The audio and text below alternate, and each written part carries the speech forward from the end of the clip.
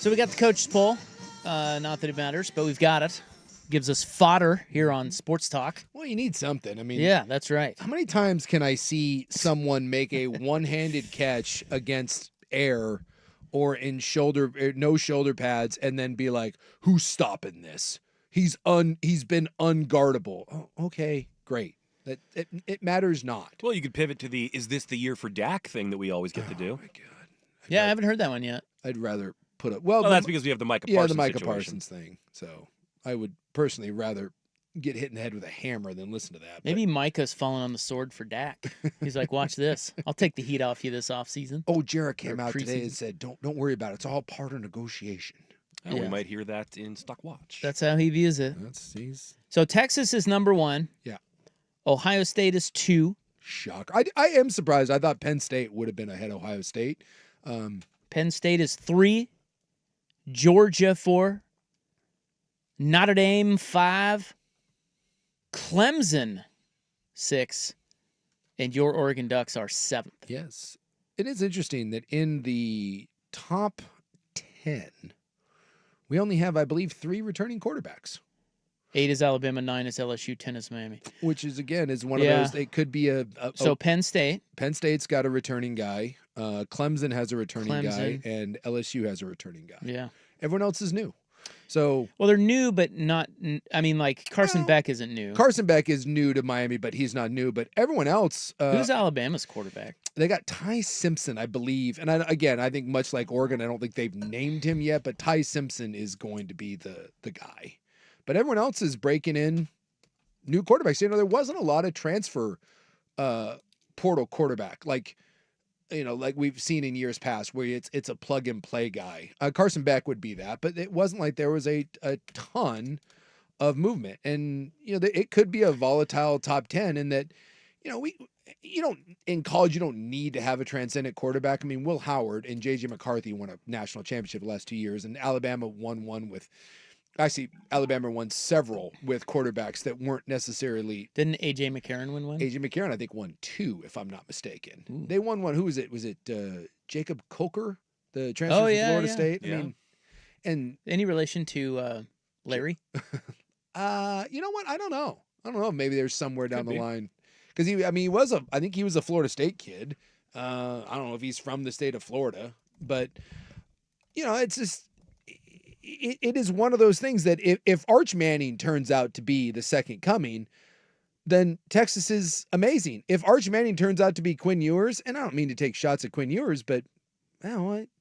Quinn Ewers was very average last year, and Texas didn't win a national title. We got Gunnar Stockton at Georgia, which we've only seen for brief glimpses.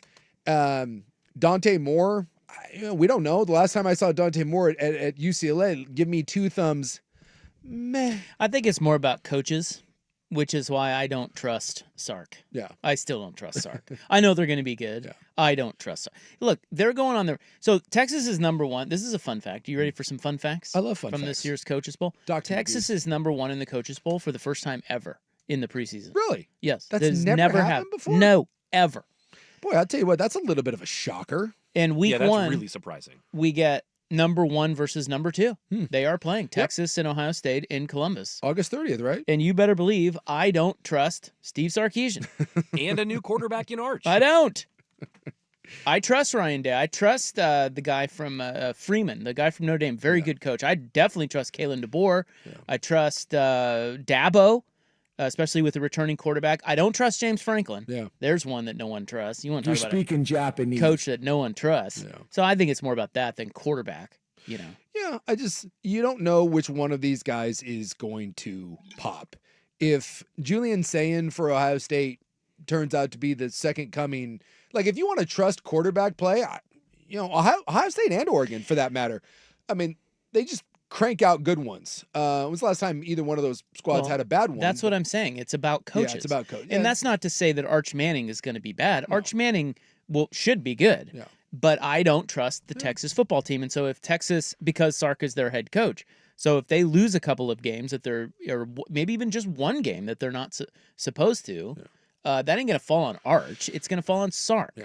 And it's the same thing with Julian saying if he's good, guess who you should credit? Well, make no Ryan Day. He just won a title with the guy with Will Howard. Make no mistake. Come August 31st, one quarterback will be crowned. Either Arch Manning will go into Ohio State and slay the champs. Yep. And if that happens, oh my God, Watch out. Get ready, because I do not know if the hype train. Tim Tebow? I'm trying to think of someone else where it was like, oh my God, please just stop. This will be a hype train that we have not seen in years. Or Texas goes in and loses, and we get the Bo Nix thing. Even if Sayin, the Ohio State quarterback, Julian Sayin, doesn't do anything, right? Let's say that it's a slugfest, and he throws one. He goes 15 of 31 for 169, a touchdown and a pick, but he leads the game-winning drive. Oh, a star is born. Saying yes. And we're going to make that about quarterback play. And in reality, quarterback play may not be what decides that game. It's going to be one at the lines and who runs the ball. And 100%. Yeah, it's 100%. But we will make it specifically about the freshman versus Arch. Do you need a reminder who Ohio State hired as their defensive coordinator to replace Jim Knowles? I think you might need a reminder on this, because I certainly did. I'm racking my brain. I know. I think I do need a reminder. Yeah, I saw an article about it, and I was like, wait, what? That's who they hired? I'm not going to look it up. I want to find out on air. Does anybody I don't over there in the recall. other I think booth? when you say it, I'm going to be like, oh, that's right. But I off the top of my head, no. I don't think so, because I don't think I saw it when it happened. Is this going to be like a Frank Solich thing? I'm going to be like, who? Frank Connor Solich. Stallions.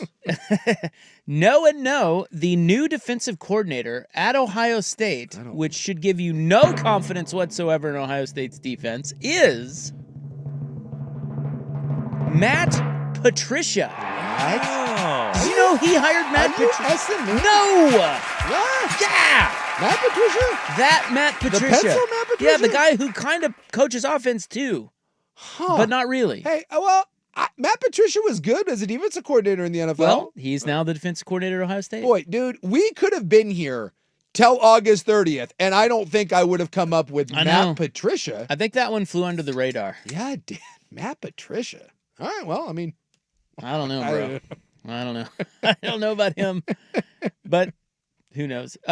Okay, so I've got dude, the coaches poll is going to take up the whole hour.